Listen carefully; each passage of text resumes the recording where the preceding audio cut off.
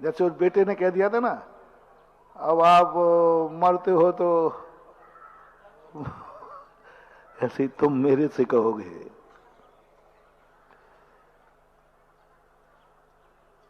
देखो बेटा, फिर हम अलग हो जाएंगे तो बेटा बहू ने क्या कह दिया, अब पापा अलग हो रहे हो तो हो जाओ, ठीक है, ऐसे ही तुम कह दोगे। हाँ, एक स्थान पर एक कसाई हुई, एक महाराजों में कसाई, वो गृहस्थों में कसाई हुई, दो पार्टी थी। एक महाराज ने कहा तुम दोनों जब तक नहीं मिलोगे हम अन्न का त्याग करते। अब महाराज ने सोचा कि ये मेरी धमकी में आ जाएंगे, उन्हें क्या मालूम ये सब दुर्योधन बैठे। उन्होंने इसलिए कह दिया, देखो मैं, सब दोनों पक्ष मुनिराज के भक्त थे, दोनों भक्त महाराज को बहुत मानते थे, तो उन्होंने सोचा कि ये मुझे इतना मानते हैं, कट्टर मुनि भक्त हैं, बिल्कुल कट्टर मुनि भक्त हैं, तो ये हमारी एक धमकी में मान जाएंगे।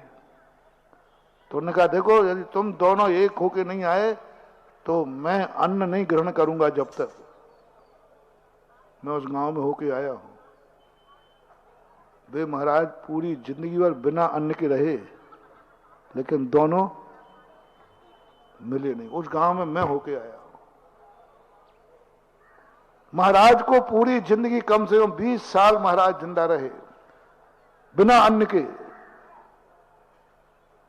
और उन्होंने कह दिया महाराज आपको अन्न लेना हो सो लो और नहीं लेना है सो मत लो, हम एक होने वाले नहीं हैं। फिर मैं गया, मैंने कि मूर्ख हो तुम ये मत समझना कि मैं तुम्हारे लिए रोटियां छोड़ दूंगा। अरे रोटी छोड़ रही है तो समाधि के लिए छोड़ूंगा, तब के लिए छोड़ूंगा, तुम जैसे पापियों के लिए छोड़ूंगा क्या मैं? फिर हम उल्टे चले, उल्टे चलने से तुम ठिकाने पे आ गए। फिर मैंने इसके दुष्परिणाम बनाए कि लो मैं भूखों नहीं मरूंगा, यदि तुम नहीं मिले तो दोनों भूखों मरोगे, ध्यान रखना। फिर उसके दुष्परिणाम क्या होंगे? धर्म के क्षेत्र में एक दूसरे से राग द्वेष करने के दुष्परिणाम क्या होंगे मालूम है? अंजना का मालूम है? धर्मात्मा पर उपसर्ग करने का परिणाम क्या हुआ? मेरा कुछ नहीं बिगड़ने वाला। मैं तो आजकल बिल्कुल पैटर्न, तुम गुटखा खाते 100 बार खाओ, 1 किलो खाते 2 किलो खाओ, मेरे बाप का क्या जा रहा है, मेरे गुरु क्या जा रहा है, बताओ ये क्या जा रहा है? मरोगे तुम। जब उसके दुष्परिणाम बनाए, 3 दिन प्रवचन दिए मैंने कि मैं बिल्कुल तुम्हारे कारण से कुछ भी नहीं छोड़ने वाला हूं। तुम तो लड़ लड़ के मरो, नरकों में पड़ो, अपन हमारा क्या जा रहा है? हम कोई छोड़ेंगे तो तब के लिए छोड़ेंगे, आत्म साधना के लिए छोड़ेंगे, तुम जैसों के लिए। ऐसी जबरदस्त हवा भरी मैंने, दोनों एक साथ श्रीफल लेके आ गए, बोले महाराज जी बचाओ। ऐसी दशा ना कि बचना मचना कुछ नहीं है। दोनों समाजों को 7 केस चल रहे थे कोर्ट में, सारे केस वापस कराए, लेकिन तुम माने कब? हाँ, आजकल जमाना बिल्कुल उल्टा है। कितने कह देवे आप, कितने कह देना, ये तुमसे प्रभावित होने वाले नहीं है। इनका स्वार्थ होना चाहिए। आज का व्यक्ति ये कहता है आपको मेरे से क्या हानि है, मैं ऐसा करूंगा, मैं ये कार्य करूंगा, आपको तकलीफ है? वो कहता है ठीक है आपको तकलीफ है तो मैं क्या करूं? यदि आपने ये कहा कि बेटा ऐसा मत कर, मेरा बुढ़ापा क्या निकलेगा, तो बोले तुम्हारा बुढ़ापा तुम जानो, मुझे क्या लेना देना। अब आजकल हम तुम्हारे अनुसार चलने लगे हैं। तुम्हारी इच्छाएं क्या हैं? और सूरत में जब मैंने झुंझुना बजाया, मैंने कहा मैं धर्म सिखाने नहीं आया हूं, तो मैं धन कमाने की कला सिखाने आया हूं। अरे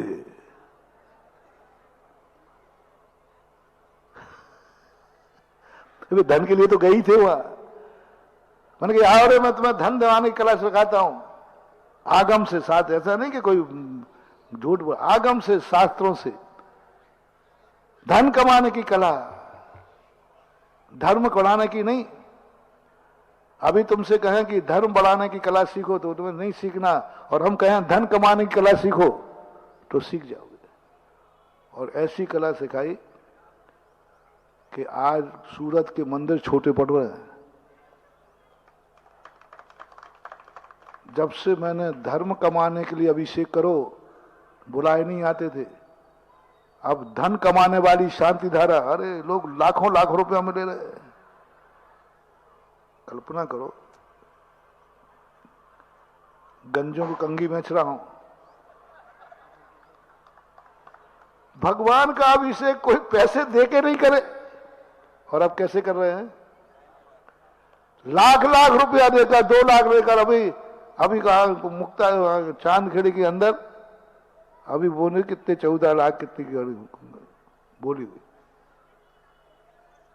लोग पागल हो रहे हैं, अपन भी रेट बढ़ाए जा रहे हैं।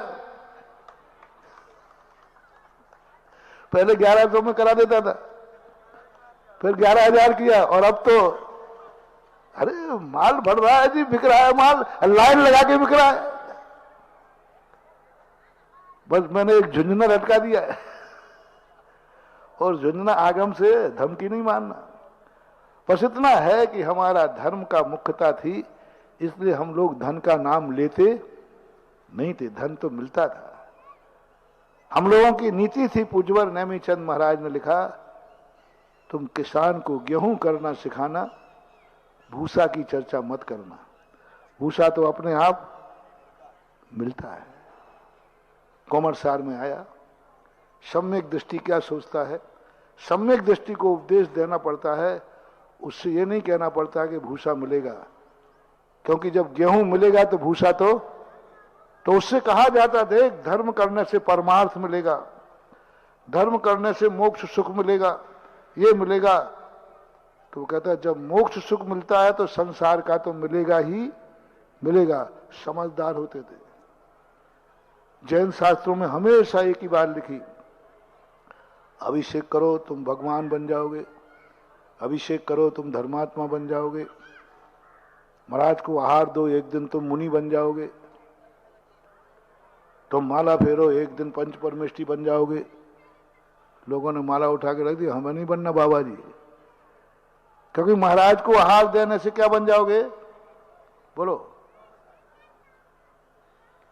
तुमने कहा बाबा जी हमें नहीं बनना महाराज, अभिषेक करने से भगवान बन जाओगे, मुझे नहीं बनना। माला फेरने से तुम्हारा कल्याण हो जाएगा, मोक्ष चले जाओगे, हमें नहीं जाना मोक्ष। जिस जिस कार्य में धर्म लगा दिया आज के लोगों ने छोड़ दिया। मंदिरों में अभिषेक करने वाले नहीं बचे थे, कोई नहीं बचा हुआ था, सब मंदिर भाड़ बन गए थे, पुजारी लगे थे। 100 घर की समाज है, फिर भी भगवान का अभिषेक पुजारी कर रहा है।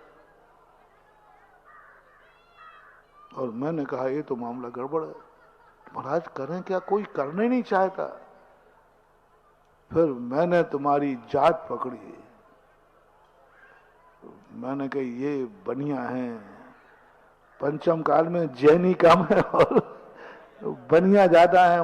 और बनिया को क्या चाहिए? जैनी को धर्म चाहिए और बनिया को धन चाहिए। फिर मैंने शास्त्र पढ़े, 2 बार पढ़े। एक बार तो धर्म के नाम से भरे कि धर्म कैसे कमाया जाता है, धर्म कहां से आता है, धर्मात्मा कैसे बनते हैं, उसके लिए पढ़े। फिर दूसरी बार फिर शास्त्र पढ़े कि धन कैसे कमाया जाता है, धनी कैसे बनते हैं, धन का। और वो पढ़ी,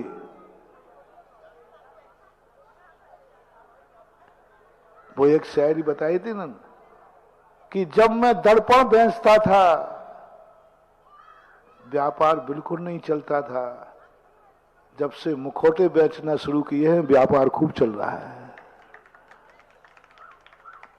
खूब चल रहा है जम के। झूठ नहीं बोल रहा हूं, आगम से। बताओ गेहूं की खेती करने वाले को भूसा मिलता है कि झूठा है? मिलता है, बस कहते नहीं थे, कहा नहीं जाता कि भूसे के लिए लेकिन अबे क्या मालूम कि जानवरों को क्यों के मत बताओ, जानवर तो यही कहता पहले बताओ भूसा मिलेगा कि नहीं। और हम क्या बोल रहे थे, देखो किसानी करो, गेहूं मिलेगा, गेहूं मिलेगा, गेहूं मिलेगा, गेहूं मिलेगा। तो जानवर कहता है गेहूं क्या चीज है, ये बताओ भूसा मिलेगा कि नहीं। और मिलता था, अपने आप मिलता था। लेकिन जैसे ही भूसा का नाम लिया सारे जानवर इकट्ठे हो गए, सारे जानवर इकट्ठे हो गए। क्यों? खेती से भूसा मिलता है, खेती से, बोलो जल्दी बोल जाओ, खेती से। और हम क्या कह रहे थे, खेती से गेहूं मिलता है, खेती से गेहूं मिलता है। गेहूं तुम्हें समझ में नहीं आया, भूसा लगाया तो आ गया, मिलता तो दोनों ही था। धर्म करोगे तो धन भी मिलेगा, तुमने कहा हमें नहीं करना धर्म, और जैसे कहा धन मिलेगा, ओ सारे बनिया झूम गए, सारे। अब पैटर्न बदला, माल तो काम वही है, चिंता नहीं करना, काम तो वही है, पैटर्न बदल दिया। शांति धारा दुख दूर करने वाली है, शांति धारा इच्छाओं की पूर्ति करने वाली पहले भी थी, लेकिन मुझे ज्ञान नहीं था कि जानवरों को गेहूं नहीं बोलना है, भूसा बोलना है।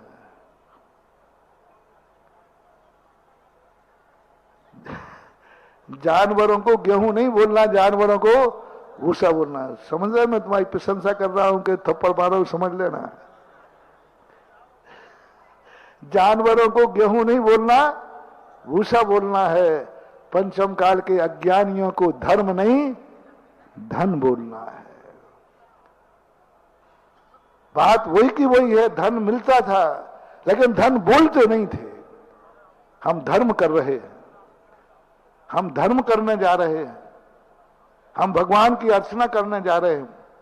लेकिन आज लोगों ने, और जब से हमने तुम्हारी जिंदगी की, तुम्हारी इच्छाएं पूर्ति के लिए, तुम्हारी इच्छा पूर्ति के साधन बनाए हैं, तब से देखो मंदिर छोटे पड़ रहे हैं। तब से देखो मंदिरों में शांति धारा लाखों लाखों रुपए में जा रही है, और कर रहे हैं। और ऐसे ही नहीं है, लाभ हो रहा है, ध्यान रखना। नहीं तो तुम बनिया, अरे राम राम राम, 10-10 बार 100-100 बार शांति धारा लोग कर चुके हैं। और सूरत के लोग तो इतने दीवाने हैं, हम यदि शांति धारा नहीं करें तो वे करवा लेते हैं। तो इसका अर्थ ये मत समझना कि तुम्हारे यहां बहोरी बन के नहीं है, आ रहे हैं, लाइन पे लगे रहते हैं। बस फर्क है इतना। तो इसलिए मैं कह रहा हूं कि चलो तुम्हारी जो इच्छा है, तुम जो अपने आप में अनुभव करते हो कि मैं मनुष्य हूं, तो एक नियम करना है, महाराज जो कहें वो नहीं करना, भगवान ने जो कहे वो नहीं करना, माँ बाप ने जो कहा वो नहीं। जो तुम हो, तुमने मनुष्य कहा है, तो एक नियम लेना है, मनुष्य जो जो कर सकता है वह वह मैं करूंगा। मनुष्य के जो जो कर्तव्य हैं वो मैं करूंगा। बस इतना सा तुम्हें करना है, और आपको स्वयंभू बनने का, आत्मा की शक्ति के जागरण का सूत्र देना। उसके बाद